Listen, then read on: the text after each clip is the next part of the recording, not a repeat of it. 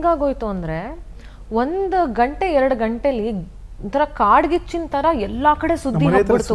ಎಲ್ಲ ನಮ್ಮಮ್ಮನಿಗೆ ನಮ್ಮ ತಮ್ಮನಿಗೆ ಫಿಲಂ ಚೇಂಬರ್ ತನಕ ಹೋಯ್ತು, ಕಂಪ್ಲೇಂಟ್ ಮಾಡೋ ತನಕ ಹೋಯ್ತು. ತುಂಬಾ ಜನ ಎಲ್ಲ ಫೋನ್ ದೊಡ್ಡ ಮಟ್ಟದಲ್ಲಿ ಎಲೆಮರೆಕಾಯಿ ತರ ತಾಯಿ ಸೇವೆ ಮಾಡ್ಕೊಂಡು ನಾವು ಯಾವುದೇ ದೇವಸ್ಥಾನಕ್ಕೆ ಹೋಗುವಂಥ ಅವಶ್ಯಕತೆ ಇಲ್ಲ ನಮಗೆ. ಯಾಕಂದರೆ ಸಾಕ್ಷಾತ್ ದೇವಿನೇ ನಮ್ಮ ಮುಂದೆ ಅವಳೆ. ಆ ಥರ ನಾವು ಮನಸ್ಸಲ್ಲಿ ಆ ಭಾವನೆ ಇಟ್ಕೊಂಡು ನಾವು ಮಾಡ್ತಾ ಇರೋರಿಗೆ ಇವ್ರು ಈ ಥರ ಒಬ್ಬ ದೊಡ್ಡ ದೊಡ್ಡ ವ್ಯಕ್ತಿಗಳು ಈ ರೀತಿ ನಮಗೆ ಸಪೋರ್ಟ್ ಮಾಡಬೇಕು. ಈ ಥರ ಮಾಡಿದ್ರೆ ಹೇಗೆ? ಈ ಸುದ್ದಿ ಎಲ್ಲ ಹೊರಗಡೆ ಬಂದ್ಮೇಲೆ ಮತ್ತೆ ಫೋನ್ ಇಷ್ಟ ಆಗಲಿಲ್ಲ. ನಾನು ಭಾರತೀಯ ಅಮ್ಮನ ಜೊತೆ ಚರ್ಚೆ ಮಾಡಿದೆ. ಅಮ್ಮ ಹಿಂಗೆಲ್ಲ ಆಗಿದೆ, ಏನು ಮಾಡ್ಬೋದು? ಭಾರತೀಯ ವಿಷ್ಣುವರ್ಧನ್ ಅವ್ರ ಹತ್ರ, ಬುಡಪ್ಪ ನನಗೆ ಇಂಥದ್ದೆಲ್ಲ ಎಷ್ಟೋ ಅನುಭವ ಆಗಿದ್ರೆ ನೀವು ಅದು ಒಂಚೂರು ಕೆತ್ಕಕ್ಕೆ ಹೋದ್ರೆ ದೊಡ್ಡದಾಯ್ತದೆ ಹೊರತು ಅಲ್ಲಿಗೆ ಬಿಟ್ಬಿಡಿ, ಸ್ಟಾಪ್ ಮಾಡಿ ಅಂಥದ್ದು ನಾನು ತುಂಬ ನೋಡಿದ್ದೀನಿ ಇಂಥ ಜನಗಳನ್ನ ಅಂತ ಹೇಳಿದ್ರು ಮೇಡಮ್.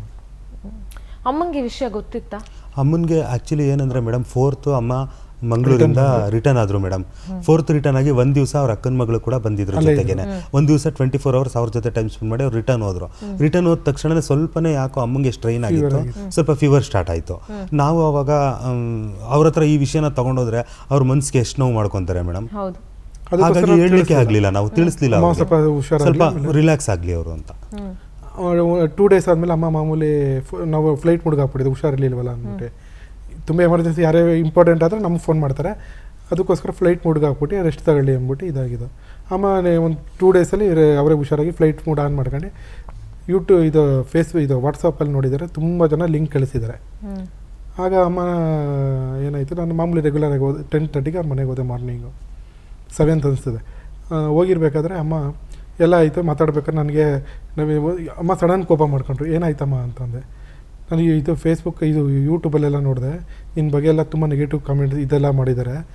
ಅಣ್ಣ ಇದ್ದಾಗಲೂ ಅದೇ ಥರ ಮಾಡ್ತಾರೆ, ಅವ್ನು ಇಲ್ವಲ್ಲ ಈಗ ನಿನ್ನ ಮೇಲೆ ಇದು ಮಾಡ್ತಾರೆ, ಬ್ಲೇಮ್ ಮಾಡ್ತಾಯಿದ್ದಾರೆ. ನನಗೆ ಈ ಜನಗಳು ಸವಾಸನೆ ಬೇಡ ಅನಿಸ್ಬಿಡೈತೆ. ಇದು ನಮ್ಮ ಪಡೆಗೆ ನಾವು ಎಲ್ಲೋ ಇದ್ದರೆ ಈ ಜನಗಳು ಯಾಕೆ ಹಿಂಗೆ ಮಾಡ್ತಾರೆ, ಯಾವ್ದಾರು ಕಾಡಿಗೆ ಹೋಗ್ಬಿಟ್ಟು ಇದ್ಬಿಡ್ಬೇಕು ಅನಿಸ್ಬಿಡೈತೆ ಅಂತಂದ್ರೆ ಕೋಪದಿಂದ ಹೇಳಿದ್ರು. ಆ ಕೋಪವನ್ನು ನಾನು ಏನೋ ಮಾಡಿ ನಗಿಸ್ಬೇಕಲ್ಲ ಅವ್ರಿಗೆ ಅಂದ್ಬಿಟ್ಟು, ಕಾಡಲ್ಲಿ ಹೆಂಗಮ್ಮ ಇರ್ತೀರ ಅಲ್ಲಿ ಒಬ್ಬರೇ ಅಂತಂತಾರೆ. ನಾನು ಒಬ್ಬಳೇ ಹೇಗಿರೋಕ್ಕಾಯ್ತು, ನಿಮ್ಮನ್ನೂ ಎಲ್ಲ ಕರ್ಕೊ ಹೋಗ್ತೀನಿ, ನೀವೆಲ್ಲ ನನ್ನ ಪ್ರಾಣಗಳು ಅಂತ ಹೇಳೋರು. ಅಷ್ಟಕ್ಕೆ ಆ ವಿಷಯ ಅಲ್ಲಿಗೆ ಸ್ಟಾಪ್ ಆಯಿತು.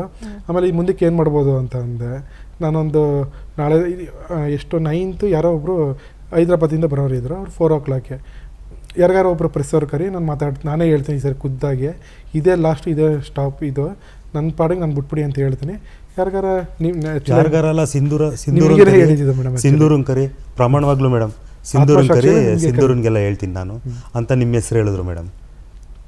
ಬಟ್ ನೋವಾಗಿದ್ದು ಏನಂದ್ರೆ, ಜವಾಬ್ದಾರಿಯಿಂದ ಒಬ್ರಿಗೆ ಗೌರವ ಕೊಟ್ಟು ಜವಾಬ್ದಾರಿಯಿಂದ ಒಬ್ಬ ಬದುಕಿಗೆ ನಿಂತ್ಕೊಳ್ಬೇಕಾದಂಥ ಕೆಲವು ಮಾಧ್ಯಮಗಳು, ನಾನು ಎಲ್ಲ ಅಂತ ಹೇಳಲ್ಲ, ಕೆಲವು ಮಾಧ್ಯಮಗಳು ನನಗೆ ಗೊತ್ತಿಲ್ಲ ಯಾಕೆ ಹಿಂಗೆ ಜವಾಬ್ದಾರಿ ಮರ್ತು ನಡ್ಕೊಳ್ತಾರೆ ಅಂತ, ಒಬ್ರು ಮನಸ್ಸಿಗೆ ಯಾಕೆ ಹಿಂಗೆ ನೋವು ಮಾಡ್ತಾರೆ ಅಂತ.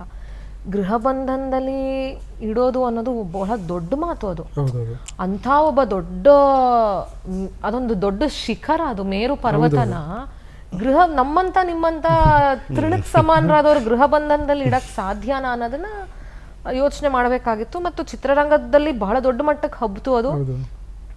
ಕೆಲವ್ರು ಏನೇನೋ ಮಾತಾಡಿದ್ರಂತೆ, ಹೋಗೋಣ ಹಂಗೇನಾದ್ರೂ ಇದ್ರೆ ಪೊಲೀಸ್ ಕಂಪ್ಲೇಂಟ್ ಕೊಡೋಣ, ಅದು ಇದು ಅಂತೆಲ್ಲ ಮಾತಾಡಿದ್ರಂತೆ. ಕಿವಿಗೆ ಇಲ್ಲ, ಸಿನಿಮಾ ಇಂಡಸ್ಟ್ರಿ ಅವರು ಕೂಡ ಫೋನ್ ಮಾಡಿದ್ರು ಮೇಡಮ್ ನಮಗೆ, ಏನ್ರಪ್ಪ ಇದು, ಏನ್ರಿ ಸರ್ ಏನೂ ಇಲ್ಲ, ನೀವು ಬೇಕಾದ್ರೆ ಬನ್ನಿ, ದಯವಿಟ್ಟು ನೋಡಿ ಅಮ್ಮನ ನಾವೇ ಭೇಟಿ ಮಾಡಿಸ್ತೀವಿ, ಅವ್ರ ಪರಿಸ್ಥಿತಿ ಎಲ್ಲ ನೀವು ನೋಡಿ ಅಂತ ಹೇಳಿದ್ಕೆ ಹೌದಾ ಅಂತ ಬಂದು ಎಲ್ಲ ಅದೆಲ್ಲ ಕ್ಲಿಯರ್ ಆಯಿತು ಮೇಡಮ್. ಅದಾಮೇಲೆ ಆಯಿತು ಬಿಡ್ರಪ್ಪ, ಏನು ಬೇಜಾರು ಮಾಡ್ಕೊಬೇಡಿ, ನೀವು ಮನ್ಸಿಗೆ ಬೇಜಾರು ಮಾಡ್ಕೊಬೇಡಿ, ನಿಮ್ಮ ಕೆಲಸ ನೀವು ಮಾಡ್ತಾ ಇರಿ, ಇದೆಲ್ಲ ಇದ್ದಿದ್ದೆ ಅಂತ ಅವರು ಸಮಾಧಾನ ಹೇಳಿದ್ರು. ಮುರಳಿ ಅಣ್ಣ ಅವ್ರು ಹೋದಾಗ್ಲೂ ಇದೇ ಥರ ತುಂಬ ಕೆಟ್ಟದಾಗೆಲ್ಲ ಹಬ್ಬಿಸ್ಬಿಟ್ರು. ಅದ್ರ ಬಗ್ಗೆ ಏನು ಹೇಳ್ತಾ ಇದ್ರು ಅಮ್ಮ ನಿಮಗೆ? ಅವ್ರಿಗೆ ಅರೆಸ್ಟ್ ಮಾಡಿದ್ದಾರೆ ಅಂತ ತುಂಬ ನೋವು ಪಟ್ಕೊತಾ ಇದ್ರು. ಅದೇ ತುಂಬ ಕೋಪ ಅಮ್ಮನಿಗೆ. ಅದಕ್ಕೆ ಹಾಗಾಗಿನೇ ಯಾರು ಎಲ್ಲೂ ಹೊರಗಡೆ ಬರೋದಕ್ಕೆ ಅಮ್ಮ ಬೇಜಾರು ಮಾಡ್ಕೊತಾ ಇದ್ದಿದ್ದೆ ಇದಕ್ಕೆ. ಯಾವುದೇ ಸ್ಟೇಟ್ಮೆಂಟ್ ಕೊಡಬೇಕು, ಯಾರ ಹತ್ರನಾದ್ರು ಈ ವಿಚಾರದ ಬಗ್ಗೆ ಮಾತಾಡಬೇಕು ಅಂದರೆ ಇದೇ ನಾನು ಏನಾದ್ರು ಹೇಳ್ತೀನಿ, ಅವರೊಂದು ಏನಾದ್ರು ತಪ್ಪಾಗಿ ಬರ್ದು ಎಲ್ಲ ಏನೇನೋ ಮಾಡ್ತಾರೆ ಅಂತ ಹೇಳಿ ಕಂಪ್ಲೀಟ್ ಸ್ಟಾಪ್ ಮಾಡಿಬಿಟ್ಟಿದ್ರು ಅವರು. ಯಾರನ್ನೂ ಈ ರೀತಿ ಯಾರು ಫ್ಯಾನ್ಸ್ ಆಗಿ ಬನ್ನಿ ಅಂದರೆ ಮೇಡಮ್, ಯಾವುದೋ ಒಂದು ಚಾನಲ್ ಅಲ್ಲ, ಯಾರೋ ಒಬ್ಬರು ಬೆಂಗಳೂರಲ್ಲಿ ಅವ್ರ ಹೆಸರು ಇದೆ, ಅದು ಬೆಳೆಯೋದು, ಅಮ್ಮಂಗೆ ಫೋನ್ ಮಾಡಿದ್ರಂತೆ. ನಾವು ಯಾರೋ LR ಈಶ್ವರಿ ಬರ್ತಾಯಿದ್ದಾರೆ, ಮತ್ತು P. ಶಿಶೋರ್ ಅವ್ರು ಬರ್ತಾಯಿದ್ದಾರೆ, ದಿಗ್ಗಜನತೆ 3 ಜನ ಸಿಂಗರ್ಸು, 3 ಜನ ದೊಡ್ಡ ಆರ್ಟಿಸ್ಟು, ಒಂದು ದೊಡ್ಡ ಕಾರ್ಯಕ್ರಮ ಮಾಡ್ತಾಯಿದ್ದೀವಿ, ನೀವು ಬರಬೇಕು. ಅವರಿಬ್ಬರು LR ಈಶ್ವರಿ ಮತ್ತು P. ಶಿಶೋರ್ ಒಪ್ಪಿದ್ದಾರೆ ಅಂತ ಹೇಳಿದ್ರಂತೆ ಮೇಡಮ್. ಅದಕ್ಕೆ ಅಮ್ಮನೇ ಖುದ್ದಾಗಿ, ಇಲ್ಲಪ್ಪ ನಾನೆಲ್ಲ ಬಿಟ್ಬಿಟ್ಟಿದ್ದೀನಿ, ನಾನು ಎಲ್ಲೂ ನಾನು ಹೋಗ್ತಾ ಇಲ್ಲ, ಮತ್ತೆ ಸ್ಟಾರ್ಟ್ ಮಾಡಿದ್ರೆ ನಾನು ಲಾಸ್ಟ್ ಅಂತ ಅನೌನ್ಸ್ ಮಾಡಿದ್ಮೇಲೆ ಮತ್ತೆ ಬಂದರೆ ಚೆನ್ನಾಗಿರಲ್ಲ. ರಿಟೈರ್ಮೆಂಟ್ ತಗೊಂಡ್ಮೇಲೆ ಕಂಪ್ಲೀಟ್ ರಿಟೈರ್ಮೆಂಟು. ಮತ್ತೆ ನಿಮ್ಮ ಇದಕ್ಕೆ ಬಂದರೆ ಅನರಿಂಗೆ ಬಂದರೆ ತಿರ್ಗಾ ಮತ್ತೆ ಅದು ಕಂಟಿನ್ಯೂ ಆಯಿತು, ನಾನು ಬರಲ್ಲಪ್ಪ ಅಂದ್ರಂತೆ. ಆಮೇಲೆ ಏನೋ 2 ಲಕ್ಷ ಕೊಡ್ತೀನಿ 3 ಲಕ್ಷ ಕೊಡ್ತೀನಿ ಅದಕ್ಕೆ ಅಮ್ಮನೇ ಖುದ್ದಾಗಿ ಹೇಳಿದ್ರು, ನಾನು ಉದ್ದಕ್ಕೂ ನಾನು ದುಡ್ಡು ಸುರಿದ್ರು ನಾನು ಬರಲ್ಲ, ಸ್ಟಾಪ್ ಅಂದಮೇಲೆ ಸ್ಟಾಪ್ ಅಂತ ಅಮ್ಮನೇ ಖುದ್ದಾಗಿ ಹೇಳಿದಂತೆ. ಅದನ್ನ ಕೆಲವು ದಿವಸ ಆದಮೇಲೆ ಮುರಳಿ 10 ಲಕ್ಷ ಕೇಳಿದ್ರು 5 ಲಕ್ಷ ಕೇಳಿದ್ರು ಅಂತ. ಅಮ್ಮನಿಗೆ ಅದು ತುಂಬ ಎಷ್ಟು ಕೋಪ ಬಂತು ಅಂದರೆ ಅಮ್ಮಂಗೆ ಪರಿಚಯ ಇದ್ರಂತೆ ಅವರು.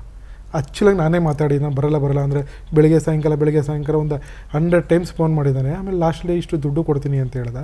ನನ್ನ ಎತ್ರಕ್ಕೆ ದುಡ್ಡು ಹಣ ಸುಡಿದ್ರು ನಾನು ಬರಲ್ಲ ಅಂತ ನಾನು ಹೇಳಿದ್ದು. ಪಾಪ ಅವನ ಬಗ್ಗೆ ಆ ಥರ ಎಲ್ಲ ಯೂಟ್ಯೂಬಲ್ಲೆಲ್ಲ ಮಾಡಿ ಹೌಸ್ ಅರೆಸ್ಟ್ ಮಾಡಿದ್ದಾನೆ ಮನೆಗೆ, ಅದರಲ್ಲೂ ಆ ಥರ ಆಗಿ ಅಮ್ಮಂಗೆ ಮನ್ಸಿಗೆ ತುಂಬ ನೋವಾಯಿತು. ಆಮೇಲೆ ಯಾರು ಮುಖಾಂತರ ಎಲ್ಲ ಬೈದಿದ್ದಕ್ಕೆ ಡಿಲೇಟ್ ಮಾಡಿದ್ರೆ ಏನೋ ಗೊತ್ತಿಲ್ಲ. ಒಂದು ವೇಳೆ ನಾನು ಏನಾದರೂ ಸೋಷಲ್ ಇದು ಕಂಪ್ಲೇಂಟ್ ಕೊಟ್ಟರೆ ಅವ್ನಿಗೆ ಏನಾಗ್ಬೋದು ಅಂತೆಲ್ಲ ಅಮ್ಮ ಬೇಜಾರು ಮಾಡ್ಕೊಂಡ್ರು. ಆ ಟೈಮಲ್ಲಿ ಆ ಥರ ಆಯಿತು ಮೇಡಮ್.